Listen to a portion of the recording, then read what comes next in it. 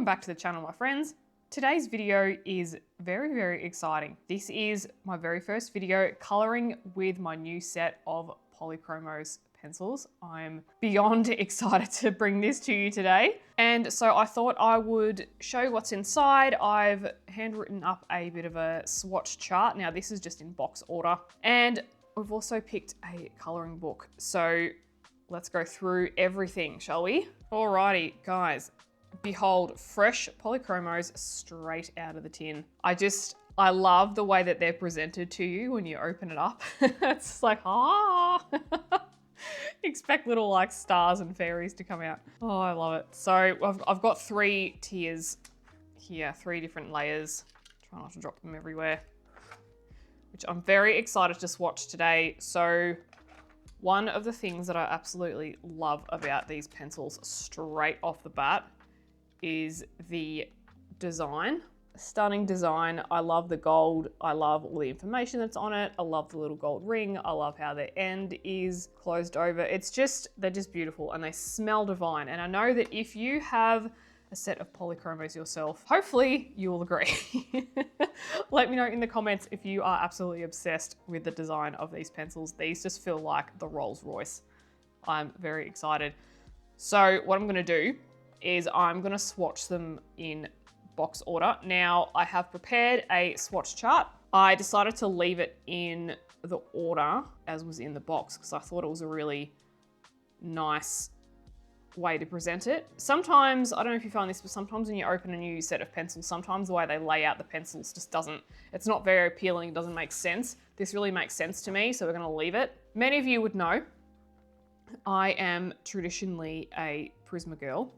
Prismacolors are one of the only sets that I own, apart from a set of Woomer pencils, which I have reviewed up on the channel, and also an old set of Derwent Studios, which are being discontinued in Australia. So I pretty much only color with the Prisma, so I'm really excited to add these to the collection. Now, if you don't know, the main difference between the Prismas and the Polys is the Prismacolors are wax-based, and the polys here are oil-based. Prismacolors are very creamy, they blend well, you can get some super bright saturations, and the polys I've heard are perfect for detailed work, for fine work. They hold their point really well, whereas the Prismas can wear down a little bit faster purely just because of their softer core. I'm not here today to try and figure out which one is better. I think both have a purpose, and so I'm gonna test these out today, and I'll show you the coloring page that I'm thinking of. So I've chosen this page in Johanna Basford's World of Flowers. I wanted something familiar, so I'm very familiar with flowers, and I wanted bigger elements so that I could really get into the layering and just get used to them. And I've got some wonderful opportunities for that. And also to do a little bit of pencil background work. So I've got a little bit of gaps here. I won't do anything too special. I'm just gonna layer them up and see if I can just get some nice coverage. And then I've got a few opportunities for some gel pen as well. So we'll dive in and do that. So what I'm gonna do first is I'm gonna swatch them. And then I'm actually gonna compare it to my Prismacolor chart and see what's the same, see what's different, etc., etc. Because we do have 30 pencils different between both sets. So Prismacolor has 150, Polychromos has 120, I suppose, in their full range. So let's swatch them out, and I will speed it up just so you're not sitting here for an hour watching me swatch.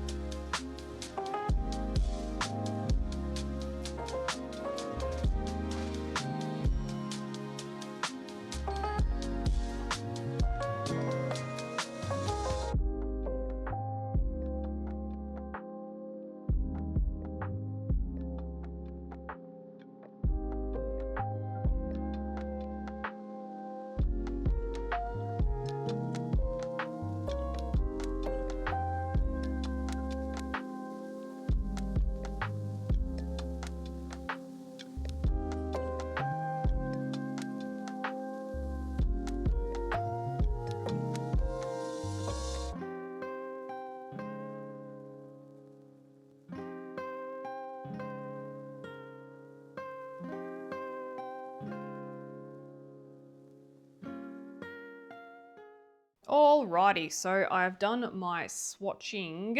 So now I just want to compare the pair between my Prisma colors and now the polys. And again, this is not to determine which is better.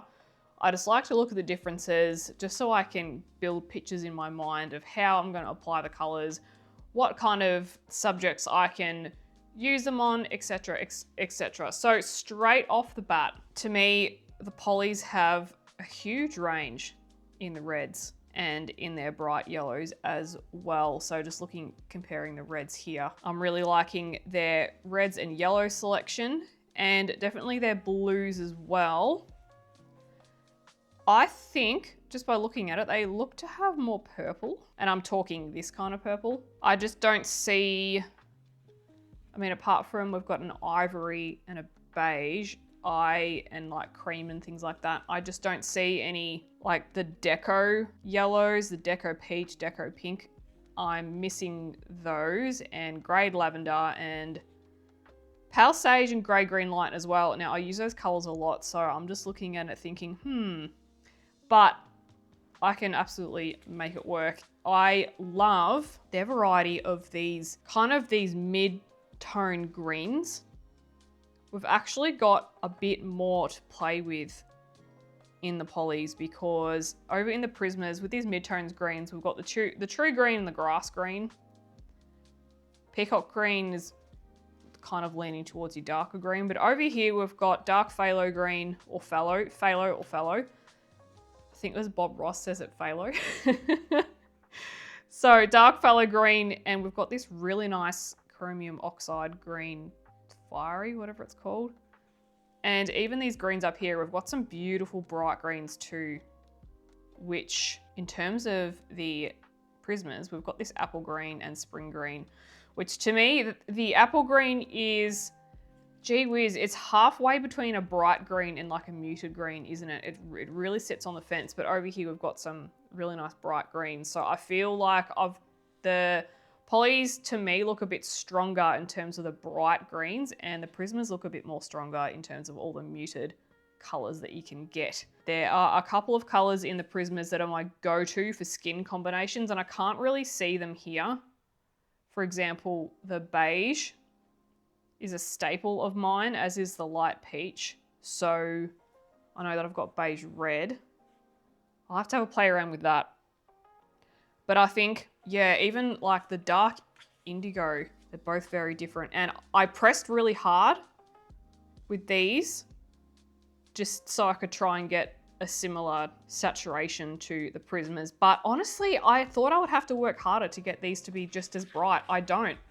There are a couple of colors which I was like, oh, I don't know how I'm going to go. But it's the same thing with the Prismas. So I honestly don't feel like I'm lacking in any way there. It's going to be interesting to see how they mush and layer together. I think that's probably going to be the thing. I don't have like the clay roses and the rosy beige, so I'll have to have a play around with that. But again, there's always going to be something different because we're going from 150 to 120. So I feel like given that we've got 30 less pencils, I'm actually quite pleasantly surprised at the options that we have. And I am looking at the grays here as well. So I'm someone that uses a lot of these grays evenly. I use the French just as much as the other two. So I'm just looking at the warm grays, to me look closer to the French grey, and the cold grays look closer to the warm grays almost. And then the cool grays of the Prismas are like, yet again, like they're so much more blue, which is interesting. And I feel like we have, with the browns, I feel like we've got a lot more darker tones. So long story short, these sets really complement each other, because if you're wanting to use both, you've got all your bases covered really. Because yeah, in the Prisms, we've got a lot more lighter blues. Like I was saying with the super light pastel colors that are like your end color, we don't have those, but I can always add those in, or I can just use some white and just, I'll have to layer things differently. But it's focusing exclusively on the polys here. already looking at some delicious color combinations that we've got even just in the box order. So like we've obviously got these like red to yellow. So you could skip a few if you wanted to, if you don't want to have like all of that in one color gradient. Even these down here, I really like the combo of the deep cobalt green and the hooker's green look really nice. And I could even add, you could go straight to phthalo green and then light phthalo green if you wanted to skip that one, but you could also include it in as well. Same with the purples. I've already got some color gradients going, and so I'm already starting to picture some things that I can do. It's probably going to take me longer to come up with color combinations, and I might have to research a fair bit. Oh, the other thing, the silver and the gold and the copper, I found to be quite iridescent, not as flat. I know that the silver, gold and copper in the Prismacolor is more opaque, but this has a much more metallic-y finish to it. And I'm wondering if that will actually layer very nicely with some other colors. Okay, so circling back to our coloring page, what I need to do, and what I probably will do, is just do a little bit of research on what colors I might like to apply. I'm already thinking some fuchsia, magenta-y pinks. I'm thinking some salmon and some coral. I'm thinking some cream. I'm thinking some purples as well. What I'm gonna do is I'm gonna probably play around with it and then apply the colors. And then once the whole page is complete, then I'm actually going to unpack with you what colors I used for what combinations. And I'll also list them in the description. I just want to have a crack at doing it first and then I can explain it. Just because this is my first time with the polys, I'm not as confident just to dive in with what I know is a trustworthy combination. I just don't know yet. So I'm going to have a play first. And it'll be on the screen. It might be a little bit sped up. It might be just sections, like you might see me do like a portion of this flower, then a portion of that, then a portion of that. We'll see how we go, but you will see the completed page and we will go through it and I will give you the colors. So let's do that.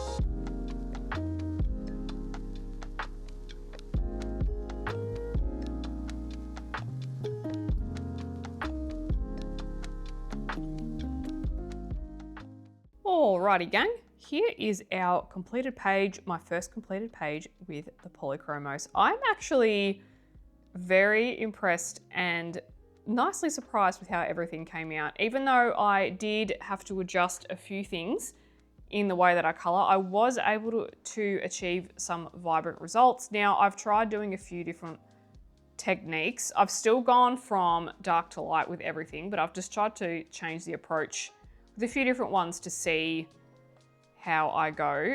For example, these 3 flowers, I've done a lot more layers, and they took me significantly longer. And even with this one too, these 2 here, I did a lot more layers. I didn't press as hard. And yeah, I think that one took me maybe like a couple of hours to do. These 2 pink ones down here, and with the green leaves as well, and this flower up here, I've tried to use my traditional how I would color with Prismacolor approach, and it has worked as well. And the thing that I really like about these is they don't have as much of a waxy residue over the top as you can get sometimes with Prismas if you press really hard, especially if you're doing like a blending and burnishing technique. So I'm really happy with how all of this has turned out, and I've done a pencil background as well just to test how all the different colors layer together, and I do believe that these layer exceptionally well. I have noticed that I'm not as scratchy with my background layering like I can be with the Prismacolor pencils, so I'm super happy. The only thing that I wish I could have done differently is probably this one here. I know I quite like the transition from the blue purple to the more magenta-y tones. However, I think if I had my time again, I would have just maybe added in white in at the end, because I'm not really ending on a lighter color. I'm more ending on a mid-tone, which again, it's fine. It's not a huge drama. And so I've just added some gel pen, which you would have hopefully seen me do at the end, just for a little bit of shimmer. So I've tried to go with some gel pen tones that match everything else, and then some white as well.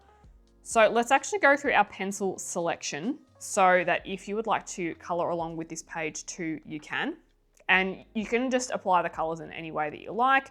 But in general, I have gone from dark to light. All right, so for this flower up here, I've got Magenta 133, Burnt Carmine 193, Alzarin Crimson 226, Rose Carmine 124, Beige Red 132. Now feel free to go and repeat that because it might be a little bit hard to actually read the numbers on here, and I just want to actually show you the colors, so if you're more of a visual person.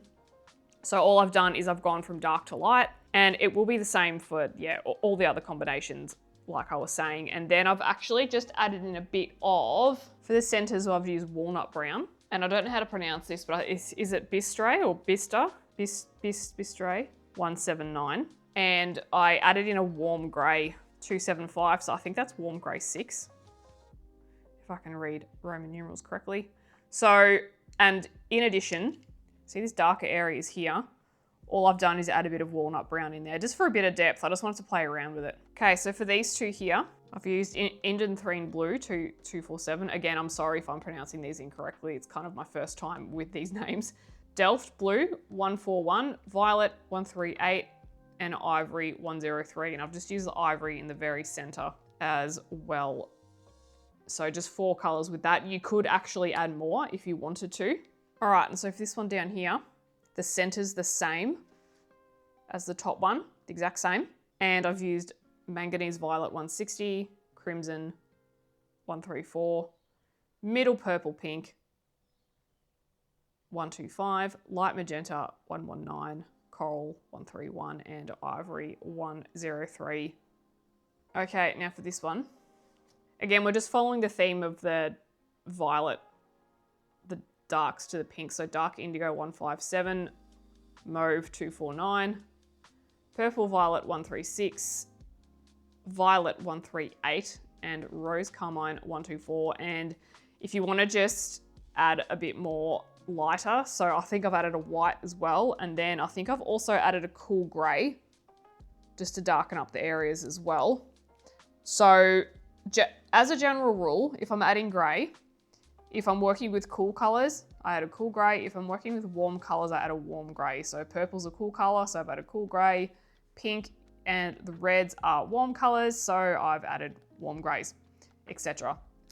It's just a loose thing that I follow.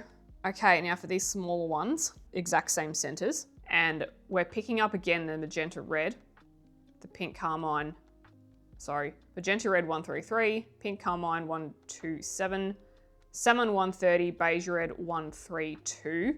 So I'm just picking up already existing colors and just adding them into the mix so that we've got a really even Steven feel going on. So I'm not introducing new colors every single flower because that's just how I like to keep it cohesive. And so for these loose petals here, I've actually used red, violet, and salmon for the actual, so red, violet 194, salmon 130 for the actual petal part. And then I've used pink carmine and beige red for the lighter parts, and the pink carmine for the middle bit too. I think that's salmon as well. So just play around with colors that are in that gradient. Okay, so for that big spiky looking one, Indian 3 in blue 247, Delft blue 141, mauve 249, crimson 134. Again, picking up colors from these other purple flowers here. Now, you can add lighter colors if you want. It's up to you. Let's chat about the greeny bits. So I've really only gone with a few. So for most of them, I've gone pine green 267, permanent green 266, leaf green 112, grass green 166, light green 171. Now that's those ones in the middle there, and these ones up the top. And then what I've done for the other leaves, just again to have a variation on a theme, is we've gone with chrome oxide green 278, juniper green 165, permanent green 266, grass green 166. So I've used two existing colors in that other combination, and I've just added in two others too. So I'm trying to keep this style of really bright green here. I'm trying not to bring in too many greens that were more muted or more towards the blue side. And then for these darker ones here, all I've done is just omitted those super green greens, and I've stuck with the chrome oxide green and the juniper green, and I've actually just added in a white as well to kind of blend it in. And I suppose that's another thing that I found too, because I find that with the Prismacolor pencils, I'm very spoilt for choice when it comes to like super light colors. So I found myself a bit lacking. So I had to be more intentional about pulling the mid colors through and blending them with white to create almost a new color. And I was just thinking, I actually don't think I wrote these two down. These two were the same as this combination down here. And it just looks a little bit different because the petal is a different size. This is actually my favorite flower from the whole thing. Okay, and for the gel pens, I've just tried to stick with the color theme that we've got going on. So I've got a Jelly Roll 529. That's that one up there. I've also got a Jelly Roll 526. Which is these two up here. My golds for today, Jelly Roll 551, which is the border, and all your matte gold finishes. And then for a super sparkly gold, I've got the hybrid dual metallic in gold. So I've got that one there, and that one is, it's down there. And a couple of the sparkly dotty bits. And then also up there too. And for the background, I've done it in layers, and we've got light phthalo green 162, cobalt green 156, which actually looks more blue than green, light cobalt turquoise 154. Now I've started with the lightest and then added the cobalt and then added splashes of the light green just to kind of blend in with the leaves a little bit just to try and create some kind of little connection. To finish off with things, I've used a Tooly Art acrylic paint pen. And yeah, so I'm actually really happy with the results. I was surprised that I could actually blend and burnish. I found that I was still able to achieve a really nice color payoff, and I'm super happy with the results. So thank you so much for joining me today, guys. If you have any other questions about the polychromos or anything like that, or if you would like to see the polys done in a certain book, let me know in the comments. I am very keen to introduce more of these, and I find that the polys have worked really well on this paper. I am looking forward to trying it in other books with other paper and just to see how that all works. And of course, I will leave all the colors in the description below if you weren't able to catch or read or hear what pencils I was showing you, because the labels are so shiny. Sometimes they might be a little bit hard to see. I look forward to seeing you in the next video, guys. Bye for now.